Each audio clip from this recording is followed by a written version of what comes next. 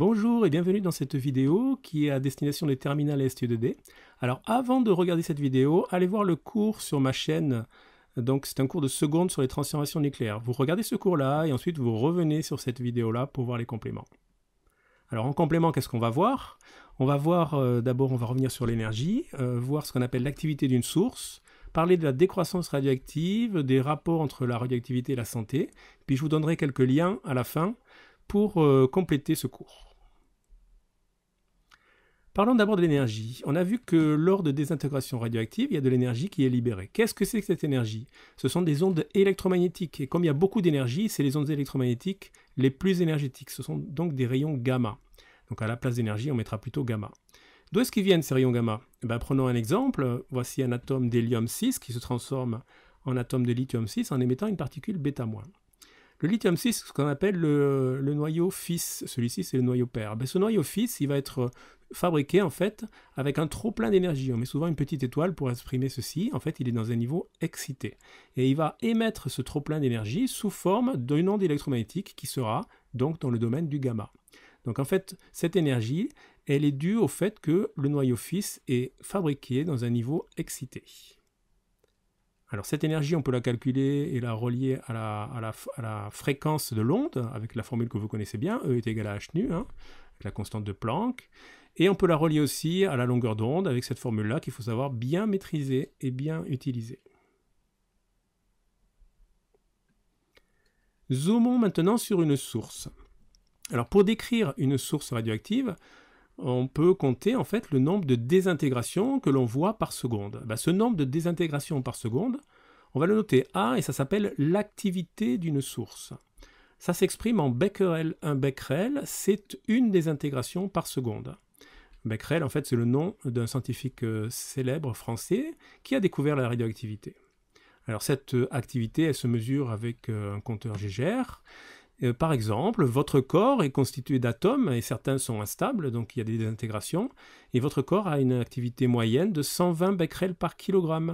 Donc si vous pesez 50 kg, ça veut dire qu'il y a environ 6000 noyaux radioactifs qui se désintègrent par seconde. Ça paraît beaucoup, mais c'est négligeable par rapport au nombre de noyaux qui vous constituent. Donc vous êtes un petit peu radioactif. L'uranium, lui, il est beaucoup plus radioactif. Vous voyez, pour 1 kg d'uranium, on est plutôt dans le million de désintégration. Pour terminer sur l'activité, il faut remarquer que l'activité est proportionnelle au nombre de noyaux. C'est tout à fait logique. Si vous avez une source, vous avez un certain nombre de désintégrations par seconde. Si vous avez deux sources identiques, vous aurez 2 fois plus de désintégrations par seconde. Et le coefficient de proportionnalité, le lambda qui est ici, c'est un coefficient qui dépend en fait des atomes qui se désintègrent. Alors, suivons maintenant une population d'atomes radioactifs. Ici, des hélium-3 qui sont radioactifs. Qu'est-ce qu'on va faire? On va tout simplement compter le nombre d'atomes d'hélium-3 en fonction du temps qui passe. Donc, on va faire un petit graphique comme ceci, le temps qui passe, le nombre d'atomes radioactifs. Au début, on en a une certaine quantité, N0. Et puis, au fur et à mesure que le temps passe, ces atomes se désintègrent spontanément. Et donc, la quantité d'atomes qu'on a d'hélium-3 va diminuer petit à petit, petit à petit. Et on va les compter comme ceci jusqu'à ce qu'il n'y en ait plus. Et en fait, on va voir apparaître une courbe qui est caractéristique de l'évolution radioactive. On appelle ça la décroissance radioactive. C'est une courbe qui va être décrite par une fonction qui s'appelle l'exponentielle. Alors mathématiquement, voilà la fonction qui va décrire cette courbe. N, c'est le nombre de noyaux. N0, c'est le nombre de noyaux au début. Voilà l'exponentielle, le coefficient de proportionnalité dont on a parlé tout à l'heure, et le temps qui passe. Alors vous n'avez pas à connaître par cœur cette formule-là. Ce qui est important, c'est de voir la courbe et de la reconnaître. Alors ce qui est important dans ce type de courbe, c'est qu'on a du mal à définir quand est-ce qu'elle s'arrête, en fait, quand est-ce qu'on arrive à 0. Donc pour caractériser cette courbe, en fait, ce qu'on va faire, c'est qu'on va parler du temps qu'il faut pour arriver à la moitié des noyaux qu'on avait au début. Donc on prend le nombre de noyaux qu'on avait au début et on va chercher le temps qu'il faut attendre pour que la moitié des noyaux se soient désintégrés. Et ce temps, il est important et ça s'appelle la demi-vie radioactive ou la période radioactive. Ça va caractériser la décroissance radioactive.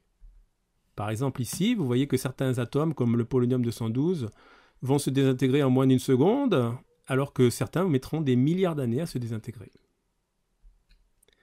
Remarque importante, si on attend 2 fois la période radioactive, 2 fois la demi-vie radioactive, on n'est pas à la fin, il reste encore beaucoup de noyaux. Hein. Chaque fois qu'on attend une période radioactive, on divise par 2. Donc si on divise par 2 fois, on divise par 4. Et donc au bout de 2 demi-vies radioactives, il nous reste un quart des noyaux encore.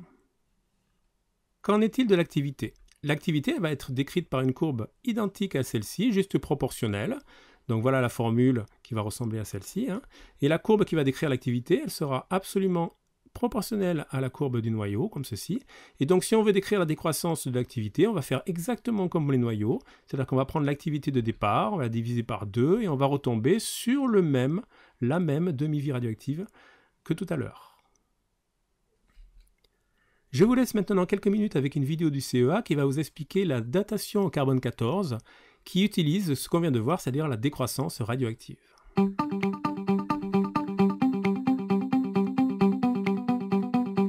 La datation par le carbone 14 est une technique employée par les chercheurs pour estimer l'âge des échantillons qu'ils étudient. Elle est appliquée dans des disciplines très variées.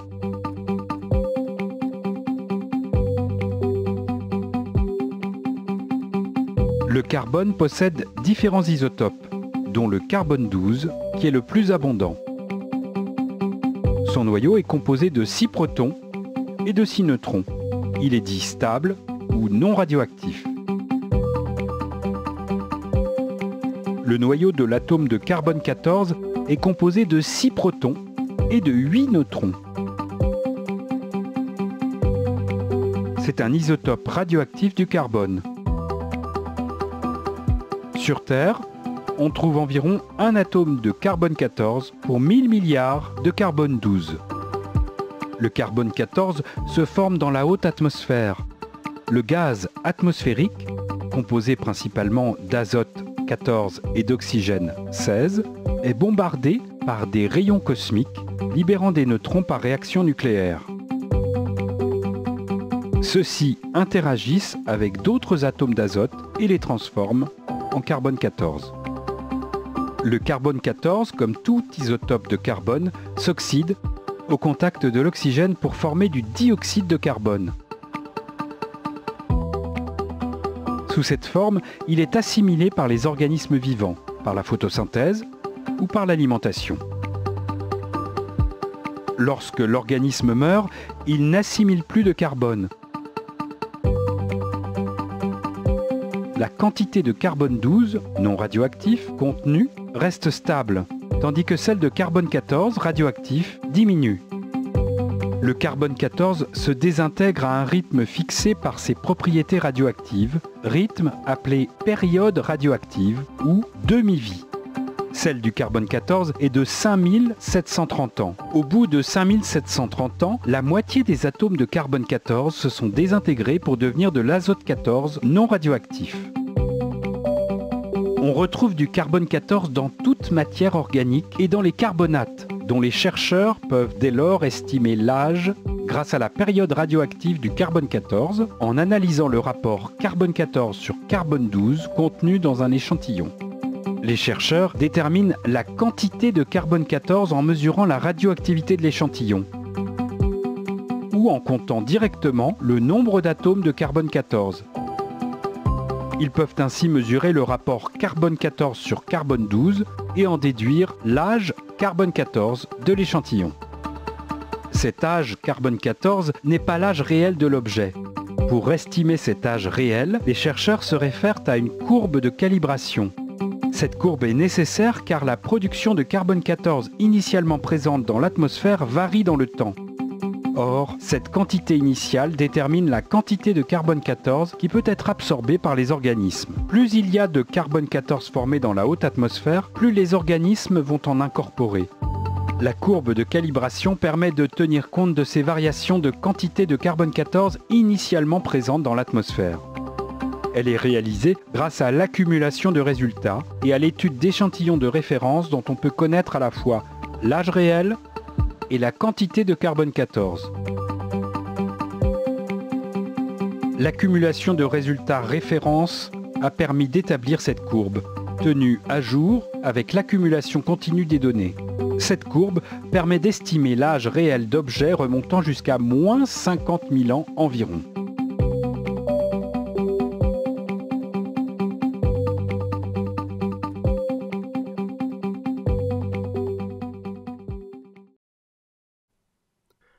Pour évaluer une irradiation, on mesure ce qu'on appelle la dose absorbée, tout simplement en prenant l'énergie absorbée, en la divisant par la masse de ce qui a été irradié.